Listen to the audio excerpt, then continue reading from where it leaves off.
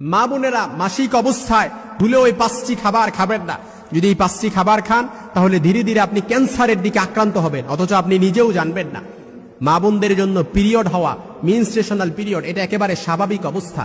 আর এটা হচ্ছে যালিকা হুকমুল্লাহু ইয়াহকুমু বাইনাকুম, আর এটাই হচ্ছে আল্লাহ তাআলার বিধান। আল্লাহ তাআলা আমাদের জন্য এটা ফয়সালা করে দিয়েছেন। এজন্য মা বোনদের যে পিরিয়ড হয়, মেনস্ট্রুয়েশনাল পিরিয়ড, আমার মায়ের হয়, আমার বোনের হয়, আপনার মায়ের হয়, আপনার বোনের হয়, অনেকে লজ্জায় এগুলো বলতে যায় না, জানতে চায় না, অথচ এটা আল্লাহর বিধান। এটা লজ্জাকর কোনো বিষয় না, এটা একেবারে স্বাভাবিক বিষয়। রাসূলের মাধ্যমে আল্লাহ তাআলা বললেন, ওয়ায়াসআলুনাকা আনিল মাহিদি কুল হুয়া আযা।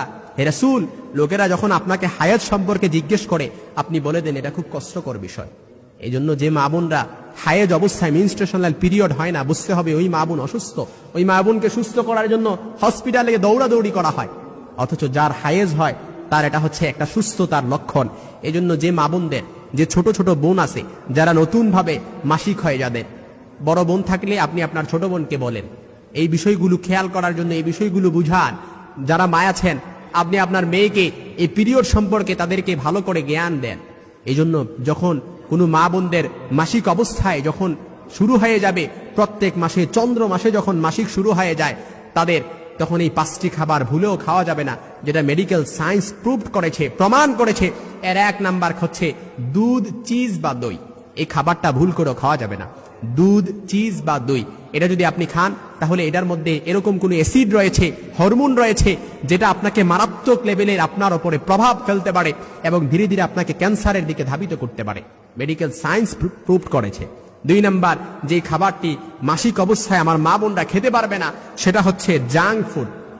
জাঙ্ক ফুড এটা এমনিতেই শরীরের পক্ষে ভালো নয়, কিন্তু মাসিকের সময় যদি এই জাঙ্ক ফুড খাওয়া হয় এটা তো আরো বিপদ ডেকে আনবে, আরো মারাত্মক লেভেলের বিপদ ডেকে আনবে। 3 নাম্বার মাসিক অবস্থায় মা বোনরা যে খাবারটি খাবে না সেটা হচ্ছে তারা কোল্ড ড্রিঙ্কস, ঠান্ডা ড্রিঙ্কস, সফট ড্রিঙ্কস, এটা ফ্রিজের কোনো ড্রিঙ্কস তারা মাসিক অবস্থায় খেতে পারবে না। আর এই মাসিক অবস্থায় খাবারটা খাওয়ার ফলে আপনি দেখবেন 5-10 বছর পরে মারাত্মক লেভেলের ক্যান্সারে আপনি আক্রান্ত হয়ে গেছেন। মাসিক অবস্থায় আপনি যদি এই খাবারটা আপনি বেছে না খান তাহলে এটা আপনাকে অবশ্যই 5-10 বছর পরে এটা আপনাকে ভুগতে হবে। এজন্য আমাদেরকে এটা অবশ্যই মেনে চলতে হবে। এজন্য কোল্ড ড্রিঙ্কস এটা খাওয়া যাবে না। একাধিক গবেষণায় এটাই প্রমাণ হয়েছে, যারা যে মা বোনেরা মাসিক অবস্থায় কোল্ড ড্রিঙ্কস খাবে, এই সময় এই ধরনের পানীয় খেলে ইউটেরাইন ওয়ালে রক্ত থেকে যায়, অর্থাৎ আপনার রক্ত থেকে যায়। এমনটা হতে থাকলে 5 থেকে 10 বছর পরে গিয়ে আপনি মারাত্মক ক্যান্সারে আক্রান্ত হওয়ার আশঙ্কা বহুগুণে বেড়ে যায়। এজন্য 4 নাম্বার যে খাবারটা আপনি মাসিক অবস্থায় খাওয়া যাবে না সেটা হচ্ছে শশা। এই শশা খাওয়ার ফলে আপনার দেখা যায় যে শশা খাওয়ার ফলে নানা ধরনের সমস্যা হওয়ার আশঙ্কা তখন বেড়ে যায়। শশায় উপস্থিত কিছু উপাদান এ সময় শরীরের উপর খারাপ প্রভাব ফেলে। এজন্য পিরিয়ড থাকা অবস্থায় আপনি ভুল করেও শশা খাবেন না।